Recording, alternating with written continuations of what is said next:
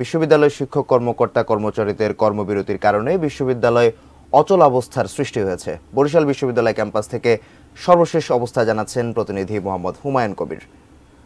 হুমায়ুন, আজকের আন্দোলন কেমন দেখতে পাচ্ছেন? এর আগে আমরা বেগম রোকেয়া বিশ্ববিদ্যালয়ের কথা বলছিলাম, আমাদের প্রতিনিধির সাথে খুলনায় কথা বলছিলাম, শিক্ষার্থীদের ক্ষতিগ্রস্ত হওয়ার বিষয়টি তারা বলছেন।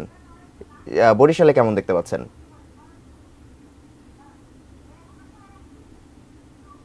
হুমায়ুন কবির নিশ্চয়ই শুনতে পাচ্ছেন।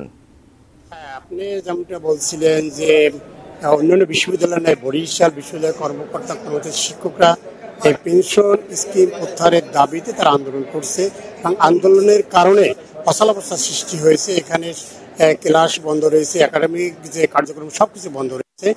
আমি এখন রয়েছি এই বিশ্ববিদ্যালয় ক্যাম্পাসে। এখানে তারা কর্মবিরতি পালন করে তার অবস্থান নিয়েছে। আপনি দেখতে পাচ্ছেন যে অফিসাররা বসে আছে এখানে ইউনিভার্সিটির এবং সকল প্রান্তে কর্মচারী রয়েছে। তবে আমি এখন পর্যন্ত শিক্ষকদের দেখতে পাইনি। হয়তো তারাও, আমি যদি জানতে পেরেছি, তারা হয়তো 12টার পরে আসবে এবং তারা এই কর্মসূচিতে অংশ নিবে। আর এই যে তাদের যে দাবি, এখানে যে কর্মকর্তারা তারা জানিয়েছেন যে তাদের দাবি আদায় না হওয়া পর্যন্ত তারা ঘরে ফিরে যাবে না এবং তাদের দাবিতে তারা অনার রয়েছে। তাদের এই যে পেনশন স্কিম প্রত্যাহার না করা পর্যন্ত তাদের আন্দোলন চলবে। কারণ তারা বলছে যে তারা চাচ্ছে যে চাকরির শেষ সময় বিজনেই যে অবসর ভাতাটা পান সেটি তারা চাচ্ছে। আমি এখন এই আন্দোলনরত যে বিশ্ববিদ্যালয় অফিসার অ্যাসোসিয়েশনের সভাপতি আমি বাহাউদ্দিন গোলাপের সাথে কথা বলবো। আমি তার কাছে জানতে চাবো যে আপনাদের যে আন্দোলন চলছে এবং আন্দোলন কদিন চালাবেন এবং আন্দোলনের যৌক্তিকতা আমি জানতে চাচ্ছি।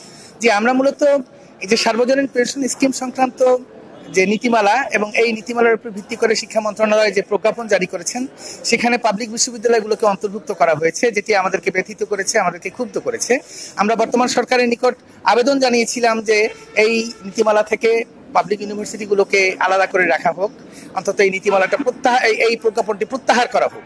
কিন্তু এবং সেই দাবি নিয়ে আমরা ধারাবাহিক আন্দোলনের কর্মসূচি পালন করে আসছি। আমরা সংবাদ সম্মেলনের মধ্য দিয়ে সরকারকে অবহিত করার চেষ্টা করেছি, আমরা স্মারকলিপি দিয়েছি, আমরা মানববন্ধন করেছি এবং সেই আন্দোলনের ধারাবাহিকতায় গতকালকে থেকে আমাদের কর্মবিরতি শুরু হয়েছে।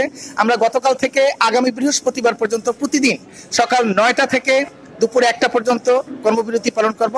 আমরা আশা রাখি যে এই সময়ের মধ্যে সরকারের হস্তক্ষেপে একটি সুন্দর সমাধান ঘটবে। যদি তা না হয়, আগামী রবিবার থেকে আমরা লাগাতার কর্মবিরতিতে যাচ্ছি এবং সেই প্রস্তুতি আমরা নিচ্ছি। হ্যাঁ, আমি যে কর্মকর্তার সাথে কথা বললাম, যে অফিসার অ্যাসোসিয়েশনের সভাপতি, তিনি বলছেন যে দাবি আদায় না পর্যন্ত তাদের এই কর্মবিরতি অনির্দিষ্টকালের জন্য চলবে। এই ছিল আমার কাছে শিক্ষক কর্মকর্তা কর্মচারীদের বরিশাল বিশ্ববিদ্যালয়ের কর্মবিরতির সর্বশেষ। হুমায়ুন, আপনাকে ধন্যবাদ।